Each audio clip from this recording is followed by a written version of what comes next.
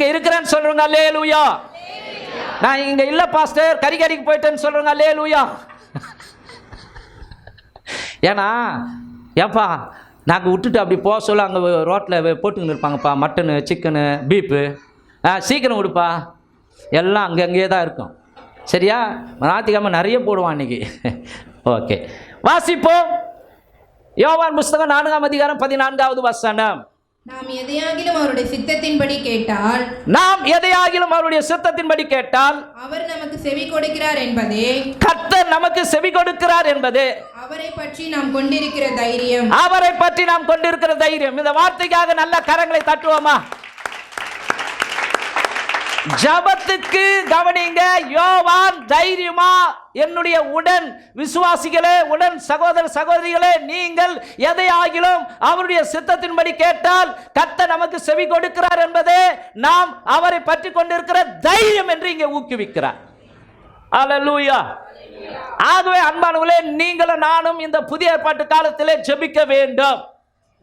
இன்னைக்கு காலையில் எத்தனை பேர் ஜெபம் பண்ணீங்க?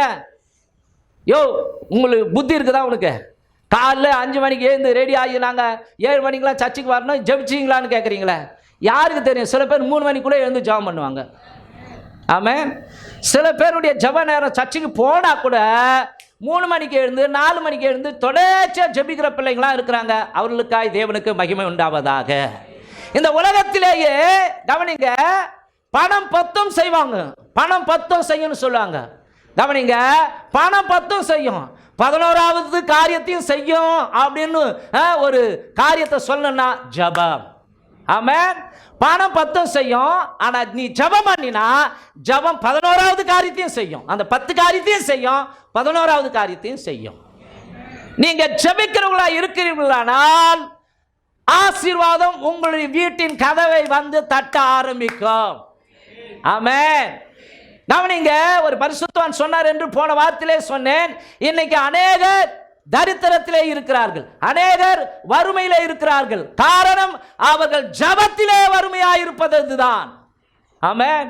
ஆகவே நீங்க ஜபத்திலே வறுமையாக இருக்கக்கூடாது. நீங்க ஒவ்வொரு நாளும் காலை தோறும் எழுந்து தேவ சமூகத்தில் உட்கார்ந்து ஜபிக்கிறவர்களாய் மாற வேண்டும். ஆமென். ஹல்லேலூயா. காலையில் எழுந்து கொட்டாய் விட்டு அந்த கண்ணுல அந்த அழுக்கு தள்ளுது, அதோடு கூட காப்பி குடிக்க கூடாது, டீ குடிக்க கூடாது. பல்ல தேய்ச்சிட்டு வந்து தேவ சமூகத்தில் உட்கார்ந்து அதிகாலை ஸ்தோத்திர பலி அப்பா அப்பா உங்களுக்கு தான் ஆராதனை, ஸ்தோத்திர பலி அப்பா அப்பா. ஹல்லேலூயா. இப்படி ஜெபம் பண்ணி பாருங்க. ஸ்தோத்திரம். ஒருத்தர் என்ன தெரியுமா ஜெபம் பண்றாரு? ஏசப்பா இன்னைக்கு 4 பொட்டி போகணுமா வெளியே, சவ பொட்டி. அதுக்கு ஒருத்தர் ஜெபம் பண்றாரு. அவன் தொழிலுக்காக அவன் சின்சியரா ஜெபம் பண்றாங்க. இன்னைக்கு உலகத்தில் கவனிக்க எதுக்கெல்லாம் ஜெபம் பண்றாங்க பாருங்க. நீங்களும் நானும் நம்முடைய வாழ்க்கை நல்லா இருக்கணும்னா ஜெபம் அவசியமாய் பண்ண வேண்டும். ஜெபம் இல்லாத வீடு கூரை இல்லாத வீட்டுக்கு சமன்னு சொன்னேன். எத்தனை பேர் ஜெபம் பண்ணி மாச கணக்காச்சோ எனக்கு தெரியாது. ஆனா ஜெபம் இல்லாத வீடு மேல் தளம், அதாவது மேல ரூப் இல்லாத வீட்டுக்கு சமமா. ரூப் இல்லாத வீட்டுல வெயில் டைரக்டா படும், ரூப் இல்லாத வீட்டுல மழை டைரக்டா அப்படியே பொடியும். அப்ப என்ன ஆகும் வீட்டுடைய நிலைமை? யோசிச்சு பாருங்க. அது மாதிரி தான் அன்பானவர்கள, நான் சர்ச்சுக்கு வரேன் பாஸ்டர் அப்படின்னா நல்லது, ஆனால் உங்களுடைய வீடுகள் ஜெப வீடுகளாய் மாற வேண்டும். ஆமென். ஆகவே அன்பானவர்களே, நம்முடைய ஆண்டவர் ஜெபத்தை கேட்கிற ஆண்டவர். பைபிள்ல படிக்கிறோம், சங்கீதம் 65:2 தாவீது சொல்லுகிறார், ஜெபத்தை கேட்கிறவரே மாம்சமான யாவரும் உம்மிடத்தில் வருவார்கள். மாம்சமான யாவரும் உம்மிடத்தில் வருவார்கள். கர்த்தர் ஜெபத்தை கேட்கிறவராய் இருக்கிறார். சங்கீதம் 65 அதனுடைய 4வது வசனம் சொல்லுகிறது, உம்முடைய பிரகாரங்களில் வாசமாயிருக்கும்படி நீ தெரிந்து கொண்டு சேர்த்துக் கொள்ளுகிறவன் பாக்கியவான். உம்முடைய பரிசுத்த ஆலயமாகிய உமது வீட்டின் நன்மையால் திருப்தியாகும். ஆமென். கவனிங்க, சர்ச்சுக்கு வந்துட்டா மாத்திரம் போதாது, வந்துட்டு போறீங்க நல்லது. ஆனா உங்க வீட்டுல போய் நீங்க ஜெபம் பண்ணும் பொழுது நல்லது நடக்க ஆரம்பிக்கும், அற்புதங்கள் நடக்க ஆரம்பிக்கும். ஹல்லேலூயா. ஆமென். கவனிங்க, ஒரு காலத்தில் கவனிங்க, ரேஷன் அரிசி சோறு துண்ணுன்னு சொன்னேன் நான்.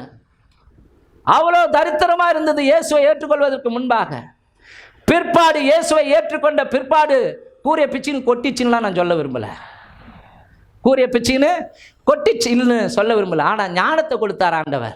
கர்த்தரை தேட ஆரம்பித்தோம், கர்த்தருக்காக வாழ்க்கையை அர்ப்பணிக்க ஆரம்பித்தோம், ஆண்டவர் அறிகிற அறிவில் வளர ஆரம்பித்தோம். கொஞ்சம் கொஞ்சமாக ஆண்டவர் இன்னைக்கு வாழ்க்கையில் பொருளாதாரத்திலும் சரி இதர காரியங்களிலும் அவர் உயர்த்தி தான் வச்சிருக்கிறார். ஹல்லேலூயா, ஆமென். அப்போ கவனிங்க, நீங்கள் ஜெபம் பண்ண வேண்டும். தேவனுடைய ஆலயத்துக்கு வந்தோம் ஜெபம் பண்ண வேண்டும். மாத்திரமல்ல, உங்க வீடுகளிலும் நீங்கள் ஜெபம் பண்ண வேண்டும். ஒரு வீட்டு ஜெப கூட்டம்னாலும் அதிலையும் கலந்து கொண்டு நாம் ஜெபம் பண்ண வேண்டும். கடந்த நாளிலே ஒரு வீட்டுக்கு நான் விசிட்டிங் போகும்பொழுது அந்த வீட்டில் விசாரிக்கும் பொழுது அந்த சிஸ்டர் சொன்னாங்க, பாஸ்டர் உபாச ஜபத்துக்கு நான் பொருத்தனையோடு கூட வந்து ஜெபம் பண்ணேன். எங்கள் வீட்டுக்காருக்கு வெளி மாநிலத்தில் தான் வேலை கிடைக்கும், நான் அங்கேயே போயிடுன்னு சொல்லியிருந்தாரு.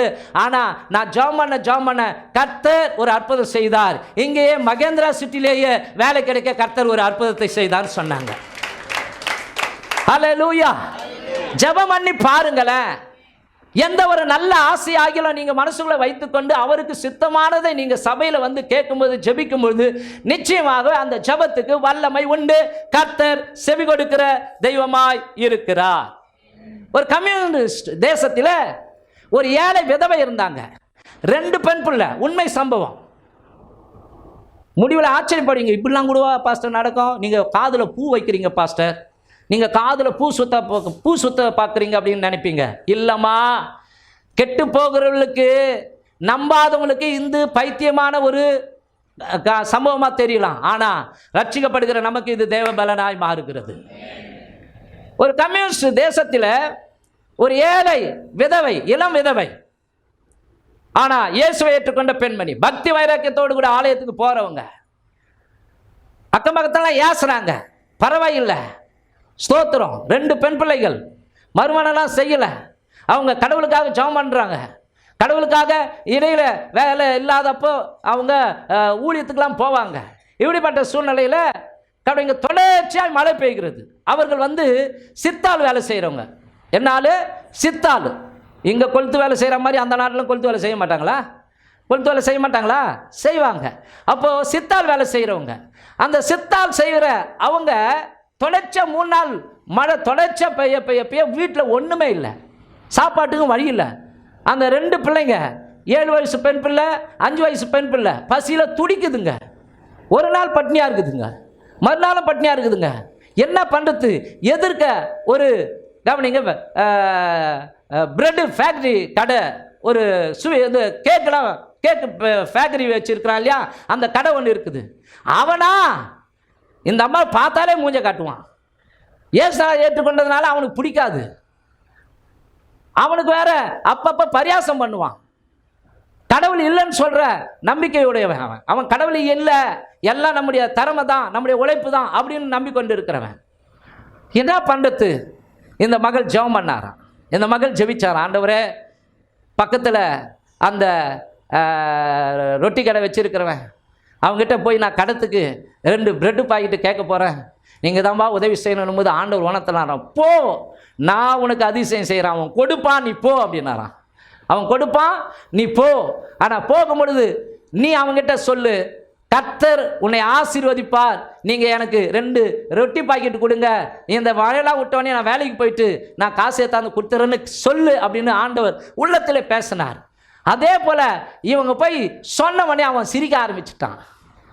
என்னது, உன் கர்த்தர் என்ன ஆசீர்வதிப்பாரா? ஒரு பேப்பரை எடுத்து கொடுத்தான், பேனா கொடுத்தான், எங்கே எழுது, என்னடா அப்படின்ட்டு ஒரு மாதிரி பேந்த முடிச்சாங்க. கர்த்தர் உன்னை ஆசீர்வதிப்பான்னு சொன்னிய அதை எழுது. இவங்க கர்த்தர் உங்களை ஆசீர்வதிப்பார் அப்படின்னு எழுதிட்டு அந்த கடைக்காரனையே பார்க்கும்பொழுது, இப்போ பேப்பரை கொடு. பேப்பரை வாங்கினான். வாங்கி அந்த தராசு இருக்குது இல்லையா, அந்த தராசில் கவனிங்க ஒரு தட்டில் வச்சுட்டான். இதுக்கு எவ்வளோ வெயிட்டோ அவ்வளோ பிரெட்டு தான் நான் கொடுப்பேன், சரியா? இவனுக்கு தெரியும் ஒன்றுமே அவங்களுக்கு கொடுக்க போதில்ல, அவ்வளோ பரியாசம் பண்ணுறான். இந்த வெயிட் எவ்வளோ அவ்வளோதான் உனக்கு என்ன பண்ணுவேன், நான் பிரெட்டை கொடுப்பேன். வச்சான் பாருங்க. வச்சுட்டு கவனிங்க, ஒரு பிரெட்டு பாக்கெட்டை அது எங்கேருந்து வெயிட்டாக இருக்குன்னு சொல்லி பேப்பர் தானே, கர்த்தர் உங்களை ஆசீர்வதிப்பான்னு தானே இந்த பொம்பளை எழுதி கொடுத்துருக்குது. இது மூஞ்சா பாரு, ஏசுன்னு எப்பொழுதும் தர்தனம் பிடிச்சது அப்படின்னு சொல்லி மனசுக்குள்ளேயே திட்டிக்கின்னு அந்த பிரெட் பாக்கெட் எடுத்து இந்த தராசு தட்டில் வச்சாங்க. வச்சா பேப்பர் தூக்கணும் இல்லையா, பேப்பர் கீழவே இருக்குது, பிரெட்டு தூக்கிச்சு. அலறிட்டான் ஆளு. என்ன கண்ணை நம்ப முடியல. மறுபடியும் கண்ணை நல்லா தொடச்சிட்டு பார்க்குறான், பேந்த முழிக்கிறான், அந்த பொம்பளை முழிக்கிறான், இங்கே பார்க்குறான், அந்த பெண்மணி பார்க்குறான், இங்கே பார்க்குறான். இது எப்பறம் அதிசயமாக இருக்குது. இன்னொரு பிரெட்டை எடுத்து வைக்கிறான், இன்னொரு பிரெட்டை வைக்கிறான். இவனுக்கு பயம் வந்துச்சு. அந்த இறங்கின தட்டு யாருவே இல்லை. ஏம்மா இந்தா எத்துமோ, உன் கடவுள் உன்னோடு கூட இருக்கிறார், நீ இப்போ இலவசமாக எத்துமோன்னு சொல்லி அவனுடைய கடினமான இருதயத்திலேயே இந்த அருமையான மகளுடைய ஜெபம் கிரியை செய்ய ஆரம்பிச்சது. அல்லேலூயா. ஜெபத்துக்கு வல்லமை உண்டு. உங்கள் உறவினர்கள் யாராகிலும் அயல் நாட்டில் இருக்கிறாங்கன்னு வச்சுங்க, அமெரிக்காவில் இருக்கிறாங்க, மலேசியாவில் இருக்கிறாங்க, கவனிங்க, இங்க போன் போட்டு அடுத்த வினாடி அங்க போனை ஆன் பண்ணி ஹலோ அப்படின்றாங்களா இல்லையா? மனுஷன் கண்டுபிடித்த ஆயுதத்திற்கே அவ்வளவு ஒரு வலிமை இருக்குமானால் நம்மை சிருஷ்டித்த இறைவனாகிய தேவனுக்கு முன்பாக முழங்கால் படியிட்டு அப்பா பிதாவே, அப்பா இயேசுவே ஆசீர்வதியே அப்படின்னா ஆண்டவருக்கு அது கேட்குமா கேட்காதா? ஹல்லேலூயா, ஆமென். நீங்க கவனிங்க, வாட்ஸ்அப் வச்சிருக்கீங்களா? அந்த வாட்ஸ்அப்ல ஒரு செய்தியை டைப் பண்ணி நீங்க சென்ட் பண்றதுக்கு முன்னாடி அப்படி அழுத்தினா போகுமே, அதை விட அதிகமாக ஜெபம் போயிடும். புரிஞ்சுங்க, கையை தட்டுங்க, இல்லைன்னா கம்முனு கிடங்க. ஆமென். இந்த செகண்ட்ல வாட்ஸ்அப் போயிடும் இல்லையா? வாட்ஸ்அப்ல ஒரு மெசேஜ். நான் என்ன சொல்றேன்னா, அதை விட வல்லமை உண்டு ஜெபத்திற்கு. ஏன்னா நீ நினைப்பதற்கு முன்பாகவே, வேண்டிக் கொள்வதற்கு முன்பாகவே கர்த்தர் உன்னைக்கு ஆயத்தம் பண்ணி வச்சிருக்கிறார். ஹல்லேலூயா, ஆமென். ஆகவே ஸ்தோத்திரம். அந்த ஜெபத்தை குறித்து தான் வருகிற சந்ததிகளுக்கு எழுதி வைக்கிறார் யோவான். நாம் எதையாகிலும் அவருடைய சித்தத்தின்படி கேட்டால் அவர் நமக்கு செவி கொடுக்கிறார். ஹல்லேலூயா, ஆமா. நான் ஆரம்பத்தில் ஏசப்பா ஏற்றுக்கொண்ட பிற்பாடு கவனிங்க, உண்மையாகவே பயங்கரமாக ஜெபம் பண்ண ஆரம்பித்தேன். நிறைய ஜெபங்கள். அப்போ இப்போ ஜெபிக்கலையா பாஸ்டர்? இல்லை, ஜெபம் பண்ணுறோமா. ஆனால் அப்போல்லாம் ஒண்டி கட்ட இல்லையா, மனைவி பிள்ளைங்களாம் இல்லையா, பிரச்சனையே கிடையாது. அப்போ நிறைய ஜெபம் 3 மணிக்கு கவனிங்க சர்ச்சுக்கு போயிட்டு முழங்கால் படிட்டு ஜெபம் பண்ணுவோம். ஸ்தோத்திரம். என் மனைவி அது மாதிரி தான். அதிகாலையில் கல்யாணத்துக்கு முன்னாடி அவங்களும் வந்து ஜெபம் பண்ணுவாங்க. ஜெபிக்கிறவர்களை ஒரு நாளும் ஆண்டவர் வறுமையில் விடவே மாட்டார். ஆமென். அப்போ கவனிங்க, ஒரு முறை ஜெபம் பண்ணுறேன்.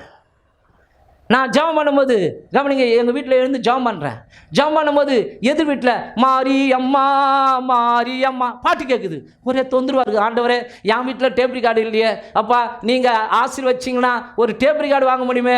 அப்போல்லாம் எவரியோம் குர்ஷேட் அப்படின்ற ஒரு ஊழியத்தில் இருக்கிறேன். அப்போல்லாம் எனக்கு கவனிங்க, அவங்க காணிக்கையாக கொடுக்குற உதவித்தொகை 1999 நான் சொல்கிறேம்மா, 99 1000 ரூபா கொடுக்குறாங்க.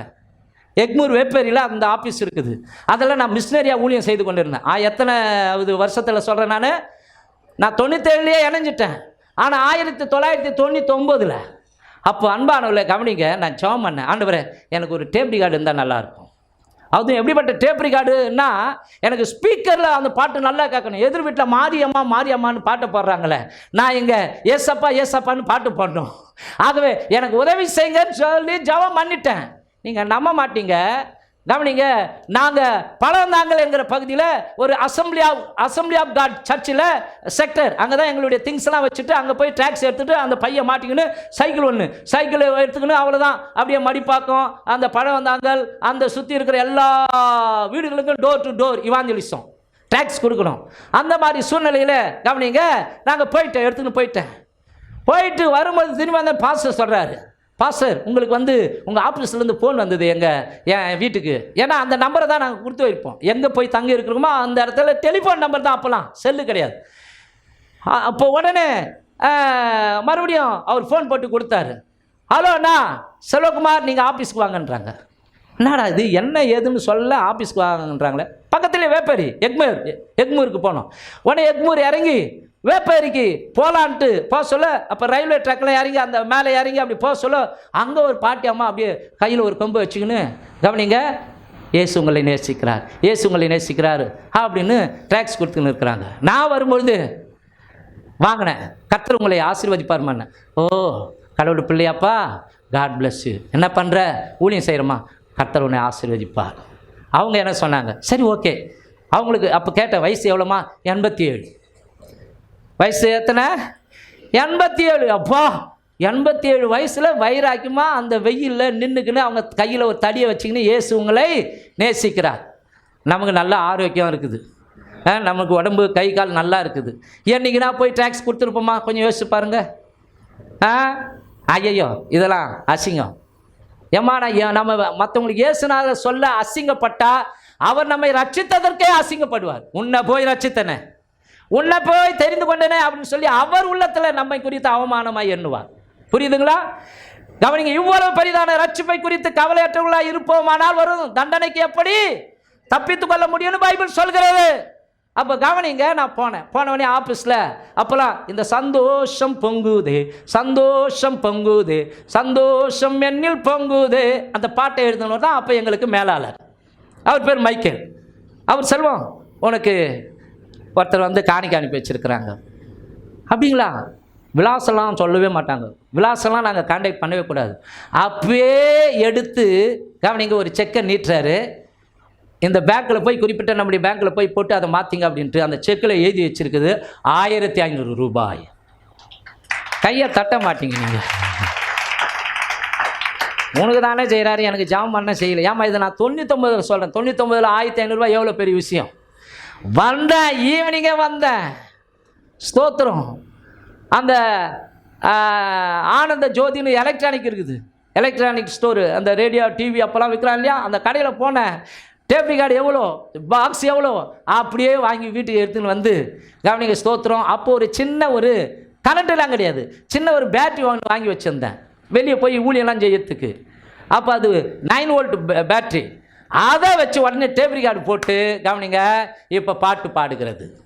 அல்லேலூயா. ஃபர்ஸ்ட் போட்ட பாட்டு என்ன பாட்டு தெரியுமா? ரத்த கோட்டைக்குள்ளே நான் நுழைந்து விட்டேன், இனி எதுவும் அணுகாது, எந்த தீங்கும். எதிர்க்கு வீட்டுக்காருக்கு ஏறி போச்சு பயங்கரமா.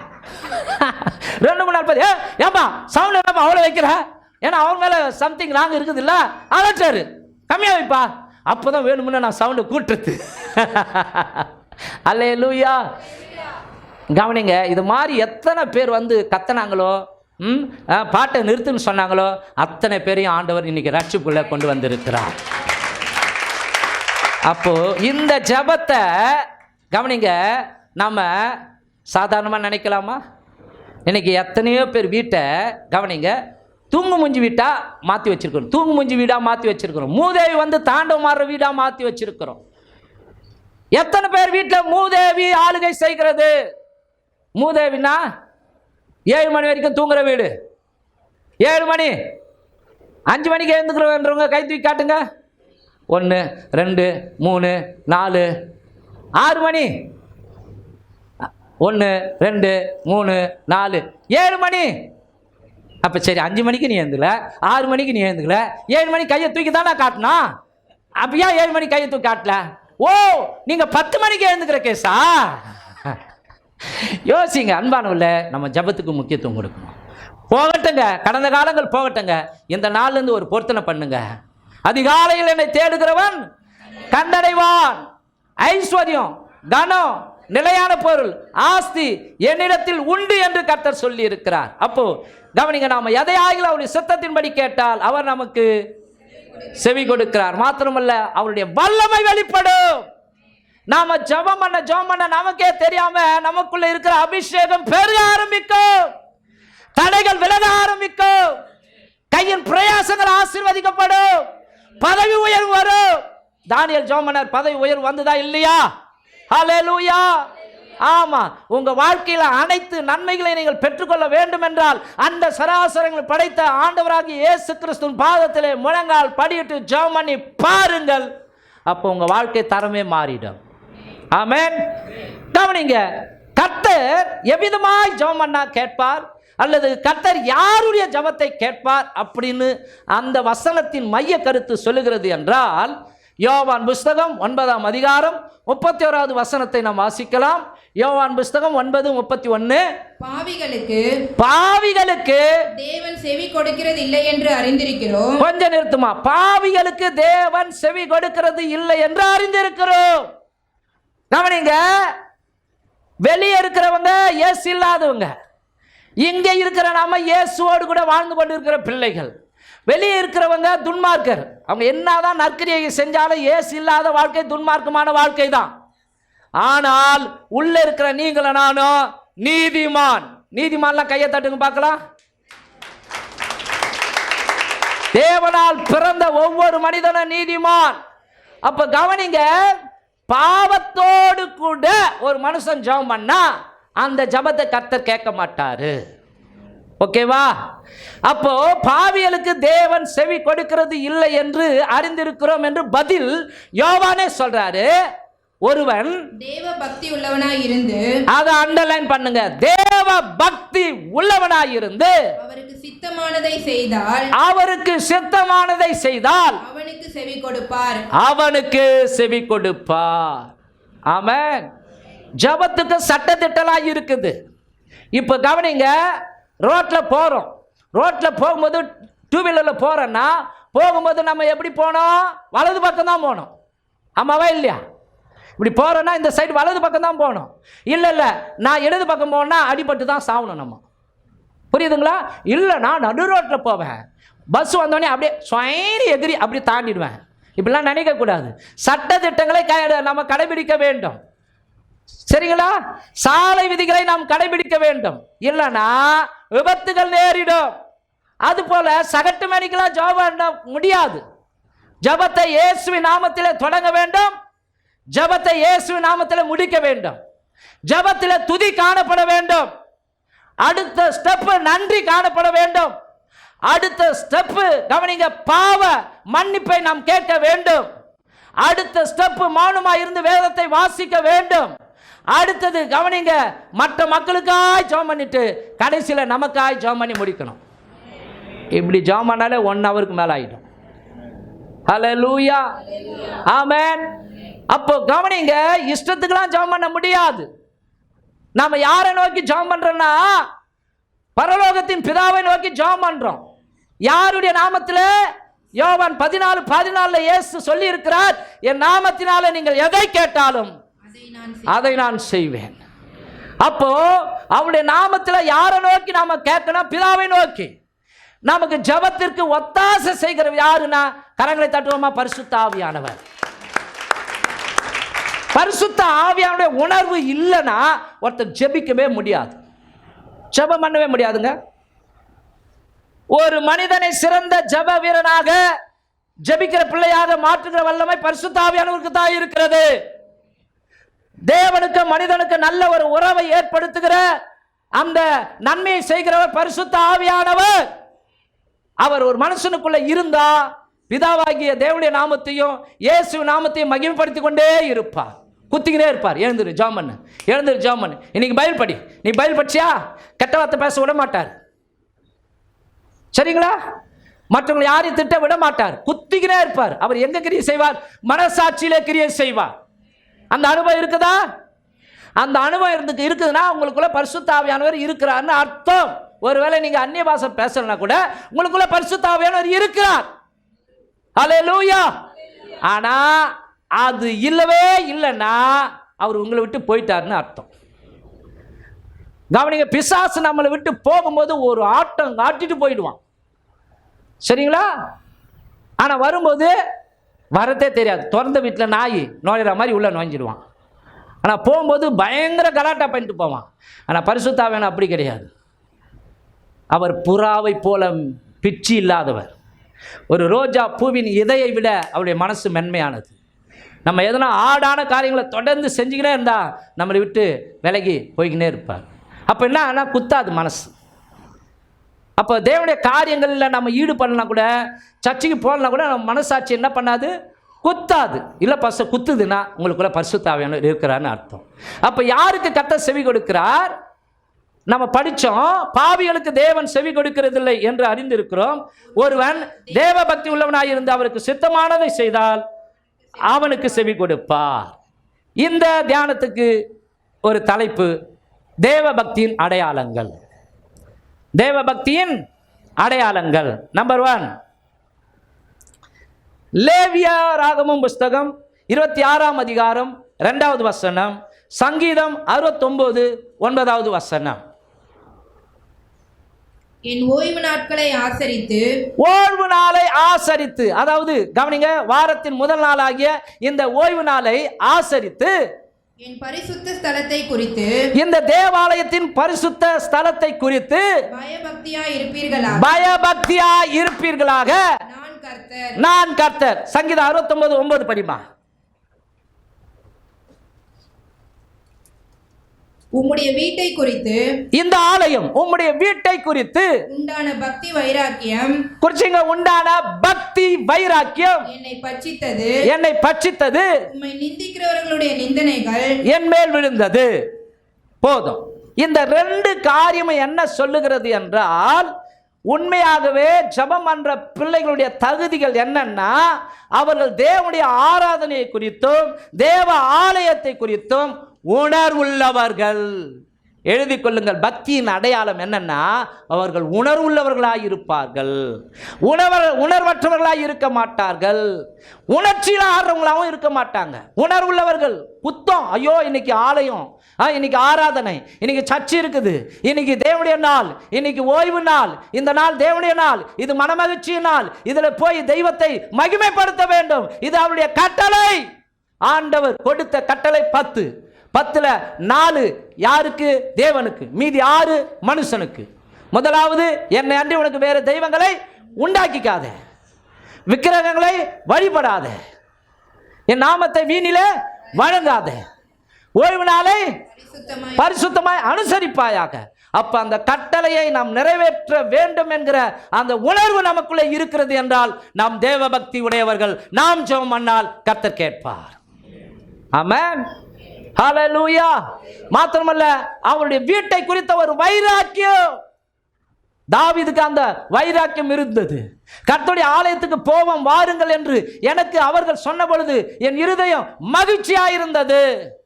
இது ஒரு பில்டிங்கா இருந்தாலும் இது கர்த்தருடைய பேர் விளங்கும் ஒரு இடம். ஆண்டவருடைய விலாசம் எதுங்க? இதுதான் ஆண்டவருடைய விலாசம். இங்க ஆண்டவர் வீற்றிருக்கிறார். அவர் தேவாலயத்திலும் பெரியவராயிருக்கிறார். இங்கே நம் கண்களால் காணக்கூடாத அவர் இங்கே உலாவிக் கொண்டிருக்கிறார். எல்லாருடைய சிந்தனையும் அவருக்கு தெரியும். எல்லாருடைய கஷ்ட நஷ்டங்களையும் புரிந்த கடவுள் அவர் ஒருவரே. ஆமென். அந்த வீட்டை குறித்த ஒரு உணர்வு இருந்தபடினாலதான், கவனிங்க, 18 வருஷமா அப்படியே கூனியா இருந்த ஒரு பெண்மணி, அந்த உணர்வு இருந்தபடினால்தான் ஒரு வாரம் கூட தவறவில்லை. ஒரு வாரம் கூட தவறாமல் அவள் ஆலயத்திற்கு வந்தபடினால் ஒரு நாள் படைத்த இறைவனே அந்த ஆலயத்துக்கு வந்தார்.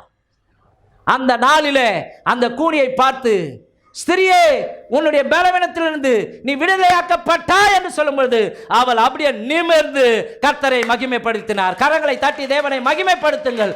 நிமிர கூட முடியாதபடி உன் வாழ்க்கையில பல பிரச்சனைகள் உன்னை பாரப்படுத்தி அழுத்தி இருக்கலாம். ஆனா நீ ஆலயத்திற்கு வைராக்கியமாய் வந்து பாருங்க. ஆமா, நீங்க உணர்வுள்ள பிள்ளைகளாக பக்தி வைராக்கியத்தோடு கூட தேவனுடைய ஆலயத்திலும் தேவனுடைய ஆராதனையிலும் பங்கு பெறுவதற்கு நீங்கள் வைராக்கியத்தோடு கூட உணர்வுள்ளவர்களாய் வந்து பாருங்கள். ஆண்டவர் உங்கள் தலையை நிமிர பண்ணுகிற அதிசயம் நடக்க ஆரம்பிக்கும். நீங்கள் சிறுமைப்பட்ட நாட்களுக்கும் துன்பத்தை கண்ட வருஷங்களுக்கும் சரியாய் கர்த்தர் உங்களை மகிழ்ச்சியாக்குவார். எந்த இடத்துல நீங்கள் வெட்டப்பட்டீர்களோ அந்த இடத்திலேயே கர்த்தர் உங்கள் தலையை நிமிர பண்ணுவாராக. அல்லேலூயா. நிச்சயம் நடக்கும். சத்தியமாய் இது நடக்கும். அவர் ஆராய்ந்து முடியாத பெரிய காரியங்களையும் எண்ணி முடியாத அதிசயங்களை செய்கிற ஆண்டவர். உணர்வு இருக்க வேண்டும். 2 பேர் தேவாலயத்துக்கு போனார்கள். ஒருவன் ஆயக்காரன், இன்னொருவன் பரிசேயர். கவனிங்க, பரிசேயன் பெருமைகளை பீத்திக் கொண்டிருக்கிறான். எப்பொழுதுமே வெளியே கவனிங்க, நாம அரசாங்க அதிகாரியா இருக்கலாம், கலெக்டரா இருக்கலாம், டாக்டரா இருக்கலாம், ஐபிஎஸ் படிச்ச போலீஸ் ஆபீசரா இருக்கலாம். கவனிங்க,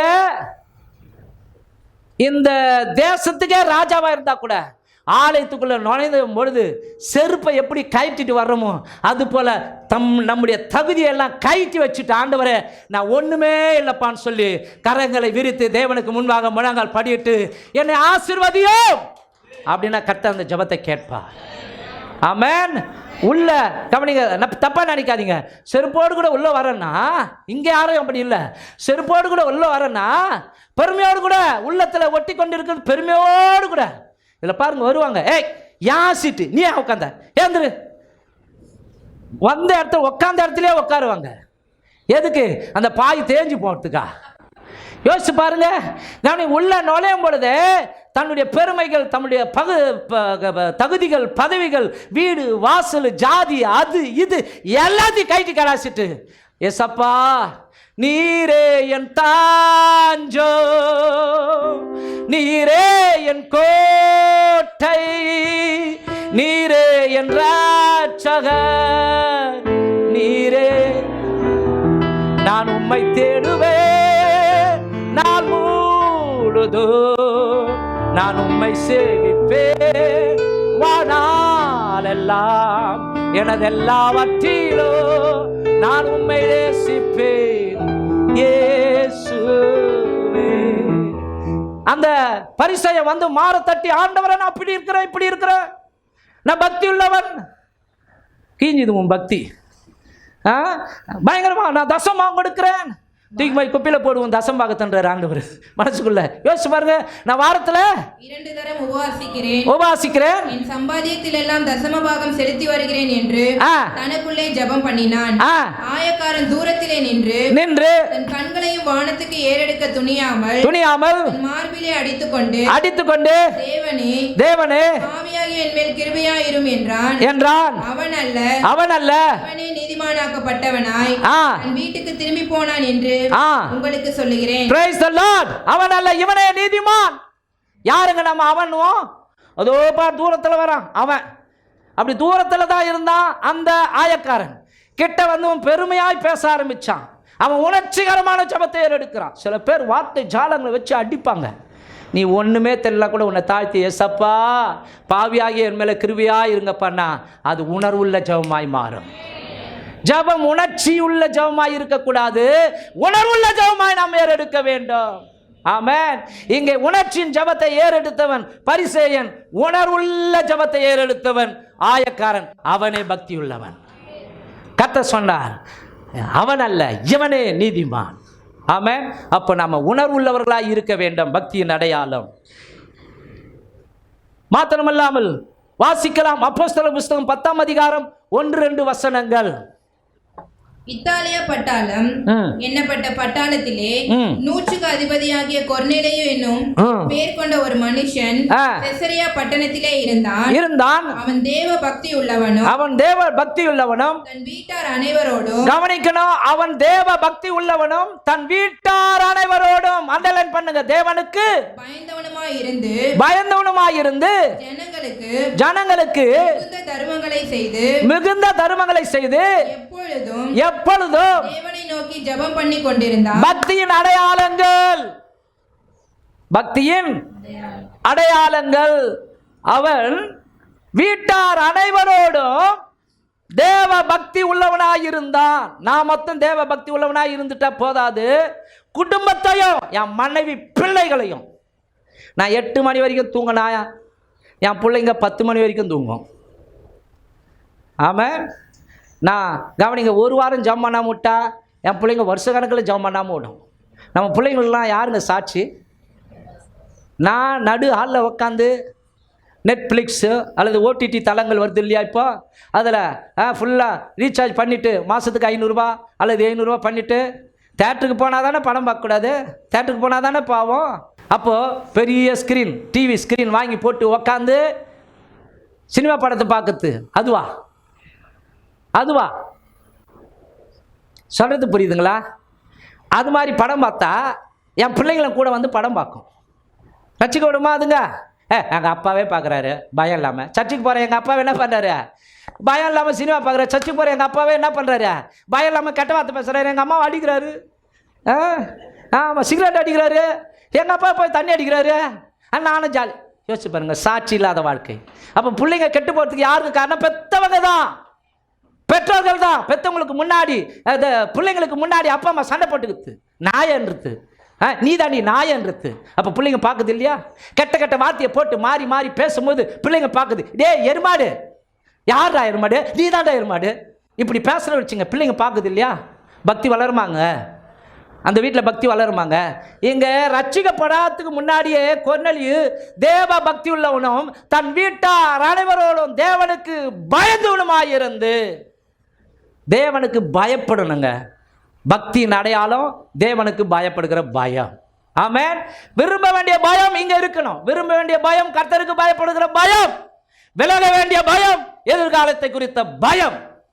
எதிர்காலம் எப்படி இருக்குமோ நீ ஏன் பயப்படுற? ஏங்க உங்களால் ஒரு ஒரு ஒரு ஒரு ஒரு கவனிங்க, உங்களால் ஒரு சொட்டு ரத்தம் உருவாக்கிட முடியுமாங்க? உங்களால் ஒரு சொட்டு ரத்தம் உருவாக்கிட முடியுமா? அதை உருவாக்குற சக்தி ஆண்டவருக்கு தான் உண்டு. அப்போ உங்களுடைய எதிர்காலம் அவருடைய கரத்தில் இருக்கிறது. ஆமென். உங்களுக்கு என்னங்க பேர் வச்சிருக்கிறாங்க? கவிதா. அந்த கவிதா பேர் அவங்க அம்மா அப்பா வச்சு கூப்பத்துக்கு முன்னாடி ஏசப்பா கூப்பிட்டாருங்க.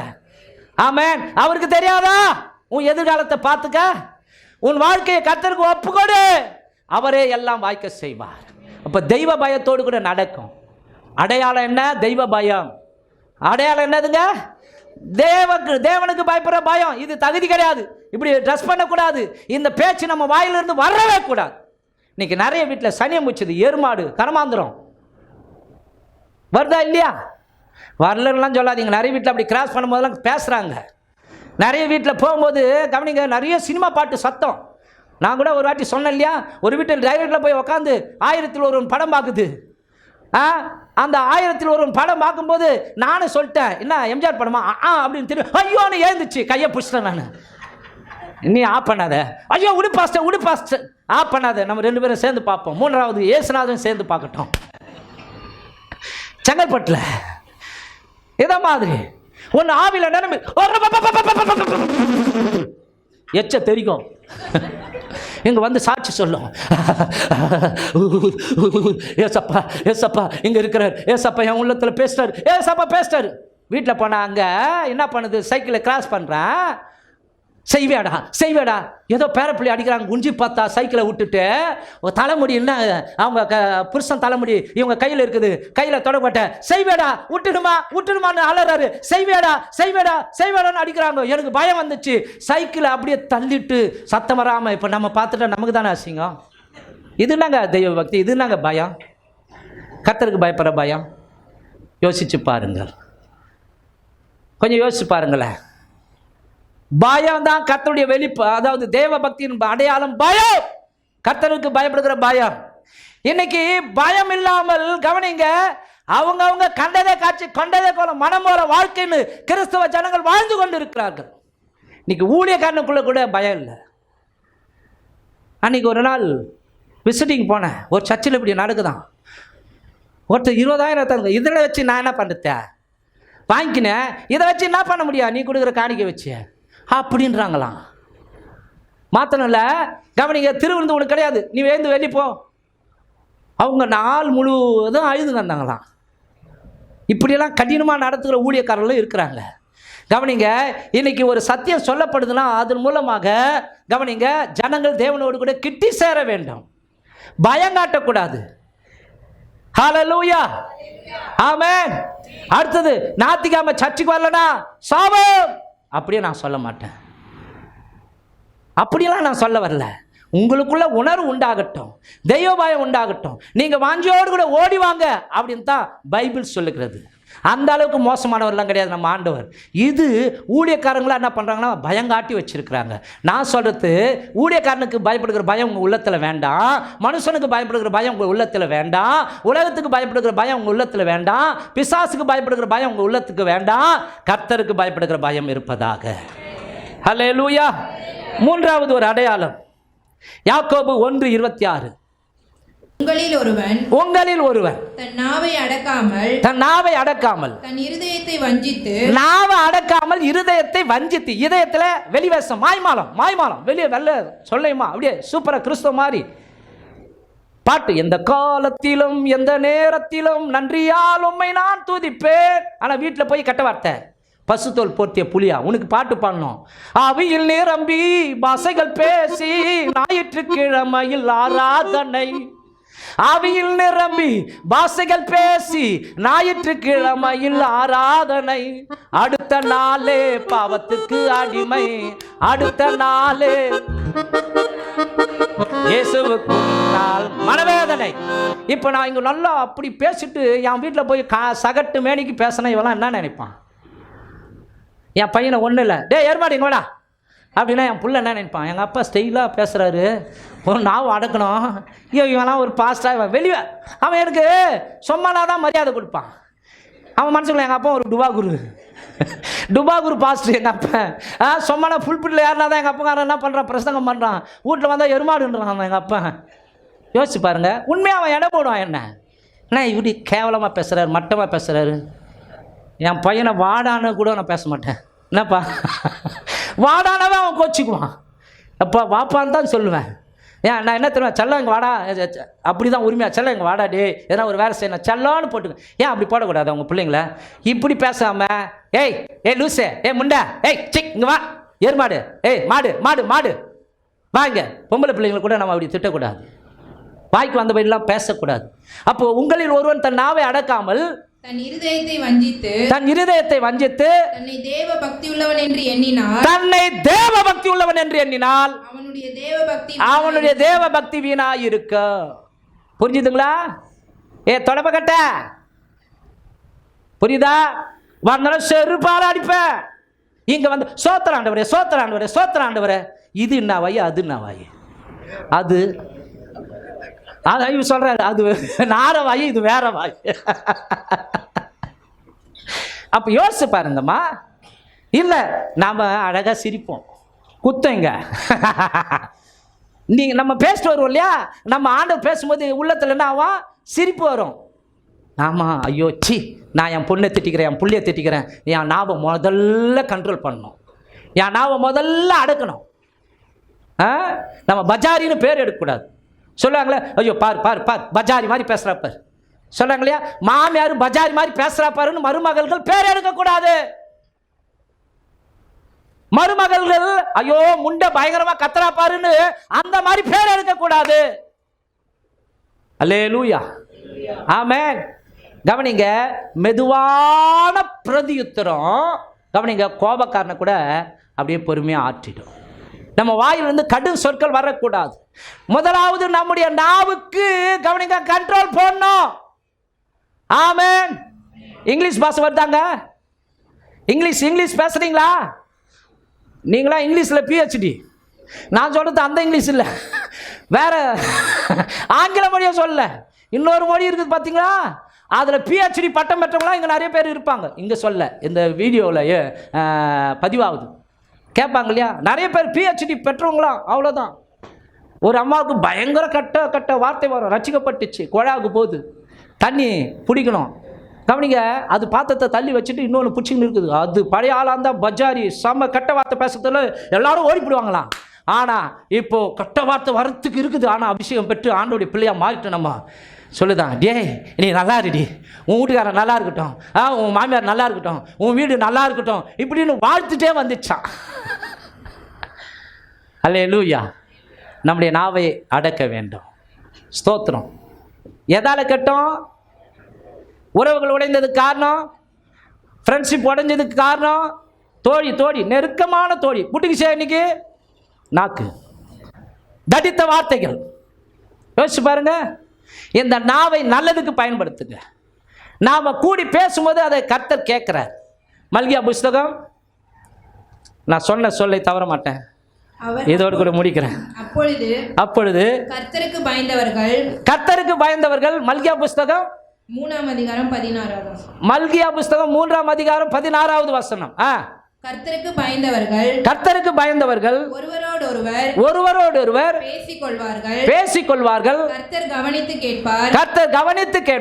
கர்த்தருக்கு பயந்தவர்களுக்காகவும் அவருடைய நாமத்தை தியானிக்கிறவர்களுக்காகவும் ஞாபக புஸ்தகம் ஒன்று அவருக்கு முன்பாக எழுதப்பட்டிருக்கிறது. ஆமென். இவங்க என்ன நினைக்கிறாங்க, ஏசப்பா மன்னிச்சிடுவாரு. ஆமா, வாங்க, ஞானஸ்நானத்துக்கு முன்னாடி எடுத்த பாவங்கள்லாம் மன்னிக்கப்படும். மீதி எல்லாம் நம்ம பண்ணது எல்லாம் விசுவாசிகள் நியாய தீர்ப்புன்னு ஒன்று வருது பார்த்தியா? 2 கொரிந்தியர் 5:10. ஏனென்றால் சரீரத்தில் அவனவன் செய்த நன்மைக்காவது தீமைக்காவது தக்க பலனை அடையும்படிக்கு கிறிஸ்துவின் நியாயாசனத்தை அங்கே நிற்க வேண்டி வரும். நம்ம அங்கே நிற்க வேண்டி வரும். புரியுதுங்களா? ஆக இந்த நாவை ஏடா கூடமாக பேசுறதுக்கு இடம் கொடுக்காதீங்க. இந்த நாவால் தானே நம்ம ஜெபம் பண்ணுறோம் ஆண்டவரை நோக்கி. இந்த நாவாலே ஜெபம் பண்ணிட்டு இந்த நாவாலேயே மற்றவங்களை பற்றி குறை பேசுறது, மற்றவங்களை பற்றி இல்லாத்தம் பொல்லாத்தம் ஜோடி இவங்களே நினச்சிடுவாங்க. நான் ராத்திரி கூட சொன்னேன், எப்பா நான் 2 பேர் பேசுனா தப்பாகவே நினைக்க மாட்டேன்பா. ஆனால் சில பேர் அவள் அவனை வச்சுக்கிறான், அந்த பொண்ணு அவளை வச்சிருக்குது, அவனை வச்சிருக்கிறான். ஏன் இந்த வேலை நமக்கு? யோசிச்சு பாருங்க. கிராமத்தில் கூட இது அநியாயம், இப்படி நடக்கும். அப்படி ஒரு பழக்கம் இல்லைன்னா நீ தானே நியாய தீர்ப்பில் வந்து நிற்ப. ஆமென், அல்லேலூயா. ஒரு பாஸ் சொல்லுவார், என் கதையே காரி முடியுது, எனக்கு என்னத்துக்கு அடுத்தவங்க வீட்டு கதை. யோசிச்சு பாருங்க. அப்போ நம்முடைய நாவை என்ன பண்ண நம்ம கட்டுப்படுத்த வேண்டும். கவனிங்க, நம்ம ஜெபம் பண்றவங்க நம்முடைய ஜெபத்தை கர்த்தர் கேட்க வேண்டும். ஆகவே பக்தியின் அடையாளம் நாவை கண்ட்ரோல் பண்ணும். இந்த நாவை கண்ட்ரோல் பண்ணுறதுக்கு ஒரு மனுஷனாலும் கூடாது, யாராலும் கூடனா பரிசுத்த ஆவியானவரால். அல்லேலூயா, ஆமென். ஆகவே பைபிள் சொல்கிறது, பாவிகளுக்கு தேவன் செவி கொடுக்கிறதில்லை என்று அறிந்திருக்கிறோம். ஒருவன் தேவ பக்தி உள்ளவனாயிருந்து அவருக்கு சித்தமானதை செய்தால் அவனுக்கு செவி கொடுப்பார். பக்தியின் அடையாளங்கள் உணர்வுள்ளவர்கள். பக்தியின் அடையாளங்கள் தன் வீட்டார் அனைவரோடும் குடும்பமாக எல்லாரும் என்ன பண்ணுவாங்க? தேவனுக்கு பயபக்தியாய் நடந்து கொள்வார்கள். 3வது, தன்னுடைய நாவை அடக்குவார்கள். இதோடு கூட நான் முடிக்கிறேன். நம்ம எழுந்து நிற்கலாமா?